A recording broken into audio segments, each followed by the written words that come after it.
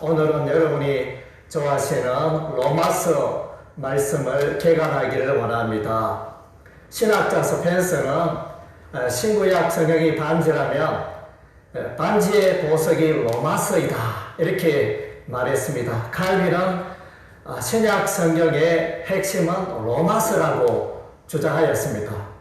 루터는 로마서 1장 16절 17절을 통하여 종교개혁을 이루었습니다. 인간의 행위로 의롭게 되는 것이 아니고 복음을 믿음으로 의롭게 된다는 사실을 깨달았다는 것입니다. 어거스틴은 로마서 13장 13절과 14절 말씀을 통하여 그를 이제 회심하게 되어지고 예수를 믿고 변화되어 위대한 기독교의 신학자가 된 것입니다. 먼저 로마서 구조 분석을 해보겠습니다. 1장에서 5장까지는 이신칭의에 관하여 말씀해 주고 있습니다. 1장은 로마서 1장은 복음의 주인공이 되신 예수 그리스도를 소개해 주고 있습니다.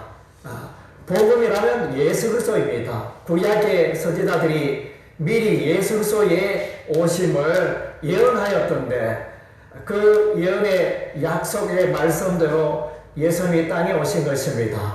다윗의 혈통으로 오셨고 십자가에서 죽으셨다가 3년 만에 부활하심으로 하나님의 아들이 되시며 복음의 주인공이 되신 예수 그리스도를 우리는 성경에서 로마서 1장 초반부에서 이제 만날 수 있는 것입니다. 특별히 또한 바울은 그의 마음에 늘 로마 교회를 방문해야겠다는 그런 간절한 소원이 있었는데 여러 가지 장애물로 말미암아 로마 교회를 방문하지 못했던 아쉬움을 1장에서 기록해 주고 있습니다. 그리고 로마서 1장 15절에는 로마 교회, 바울이 가보지 못했던 로마 교회에 복음에 대한 지식이 부족할 것을 판단하여 이 로마서 서신을 통하여 로마 교회에 복음의 진리를 바로 가르치기를 원했던 것입니다. 그리고 이제 로마서 1장 16절과 17절에는 복음의 핵심이 되어지는 내용이 나타나 있습니다. 로마서에 꼽으라면 대표적인 핵심 요절이 로마서 1장 16절 17절에 할 수 있는데 복음은 모든 사람을 구원하는 하나님의 능력이 되고 이 복음에는 하나님의 의가 나타난다고 강조하고 있는 것입니다. 로마서 1장에서 5장은 이신칭의의 삶에 대해서 말해주고 있다면 로마서 6장에서 8장은 성화의 삶에 관하여 말해주고 있습니다. 로마서 6장 앞부분에는 이제 예수를 믿음으로 세례를 받게 되고 또 예수 그리스도와 연합되는 예수 그리스도 안의 새로운 삶에 대해서 말씀해 주고 있습니다. 그리고 우리가 이제 로마서 6장에서 눈여겨봐야 할 부분은 의의 무기라는 것입니다. 로마서 6장에 보면 불의의 무기로 드리지 말고 의의 무기로 너희 몸을 드리라. 그리고 너희 몸을 의의 종으로 드리고 죄의 종으로 드리지 말라는 내용을 로마서 6장에서 말씀해 주고 있습니다. 그리고 로마서 7장에서는 이제 율법에서 벗어난 그리스도인이 성화의 삶에 있어서 또 다른 갈등의 모습을 말씀해 주고 있습니다. 그래서 문제는 이제 예수를 믿고 거듭나게 되어지면 하나님의 백성 되었을 때 칭의를 얻은 우리의 삶 가운데 여전히 삶에 갈등이 있다는 것입니다. 삶에 갈등이 있는데 이러한 갈등에 대하여 말해주고 있는 것이 로마서 7장의 내용이 되어집니다. 그래서 예수 믿으면 우리가 죄를 이기고 승리해야 할 텐데 그리스도인 가운데도 늘 죄 가운데 넘어지는 부분을 로마서 7장에서 설명해 주고 있습니다. 그래서 사도 바울은 오호라 나는 공고한 자로다. 이 사망의 몸에서 누가 나를 건져내라. 이렇게 탄식을 하고 있습니다. 문제는 그런 탄식의 원인은 그리스도의 마음속에 죄가 있다는 것입니다. 그래서 이 죄와 더불어 지속적인 싸움을 계속하는 것이 그리스도의 삶이라 이렇게 말해주고 있습니다. 그래서 결론적으로 육신으로는 죄의 법을, 마음으로는 하나님의 법을 섬기노라. 이렇게 로마서 7장에 마감해 주고 있습니다. 그래서 이제 바울의 그 탄식은 누가 나를 좀 도와줬으면 좋겠다. 이렇게 고백하고 있는데 그 해답이 바로 로마서 8장에 나타나 있는 것입니다. 바로 성령 하나님의 보혜사 성령 하나님의 인도함을 받을 때 우리는 승리하는 삶을 살 수 있다는 것입니다.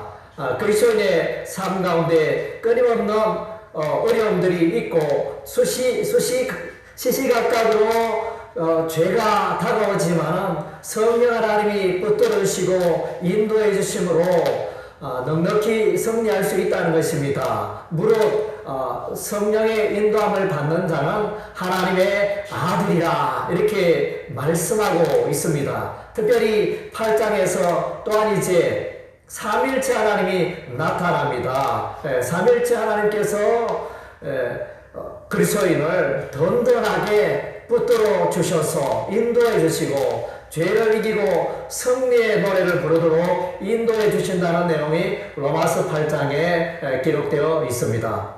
로마서 1장에서 5장은 이신칭이, 6장에서 8장은 성화의 상, 9장에서 11장은 하나님의 구원 주권에 대해서 말씀해 주고 있습니다. 로마서 9장은 육신의 자녀와 약속의 자녀에 대해서 말씀해 주고 있습니다. 이삭과 이스마엘에 대해서 말씀해 주고 있는데 이삭은 구원받은 하나님의 약속의 자녀지만은 이스마엘은 하나님의 약속과 먼 육신의 자녀라서 구원에 이르지 못한다고 말씀해 주고 있습니다. 야곱과 예서의 경우도 야곱은 약속의 자녀이지만 예서는 육신의 자녀로 소개되고 있습니다. 그래서 아브라함의 혈통을 이어받았다고 해서 다 구원받는 게 아니고 오직 하나님의 예정한 자, 하나님께서 약속한 자녀가 하나님의 백성이 되고 구원받게 됨을 로마서 9장은 말씀해 주고 있습니다.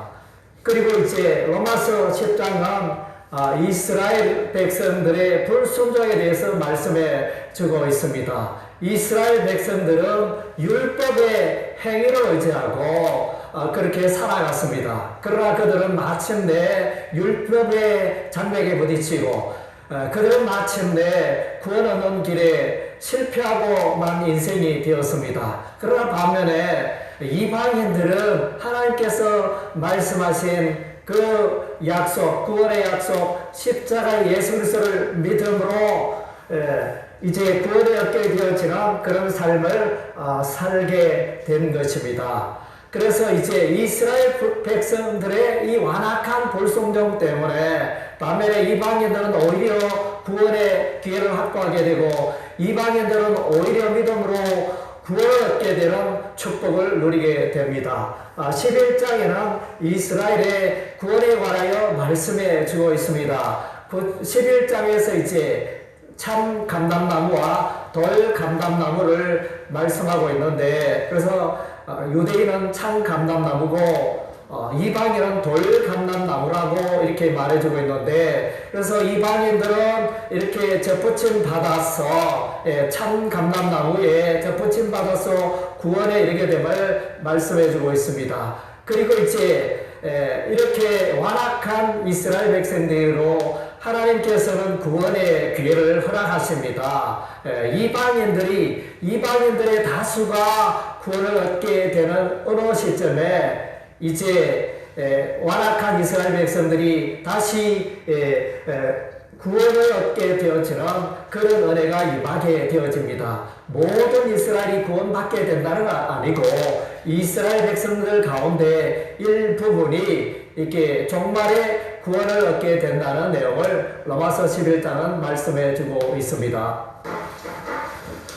로마서 1장에서 5장까지는 이신칭이, 6장에서 8장은 성화의 삶, 9장에서 11장은 하나님의 구원의 주권에 대해서 말해주고 있고, 로마서 12장에서 16장은 그리스도인의 삶에 대해서 말씀해 주고 있습니다. 로마서 12장은 성령의 은사와 영적 예배의 삶에 대해서 말씀해 주고 있습니다.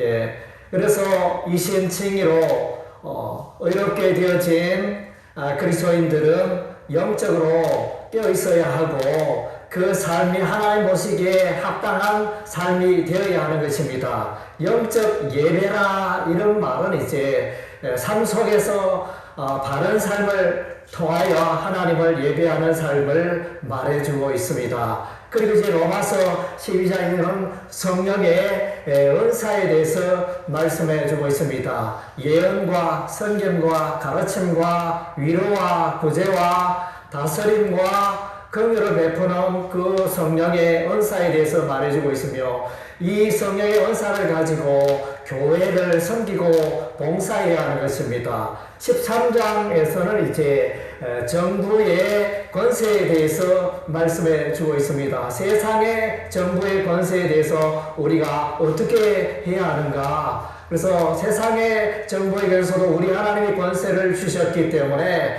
우리 그리스도인은 세상의 권세에 대해서 순종하고 또 세금도 내고 이렇게 하는 것이 합당한 것입니다. 그리고 이제 세상에 대해 특별히 사랑의 삶으로 나아갈 때 세상과 연합되어지고 세상의 빛과 소금이 되는 삶을 살아갈 수 있는 것입니다.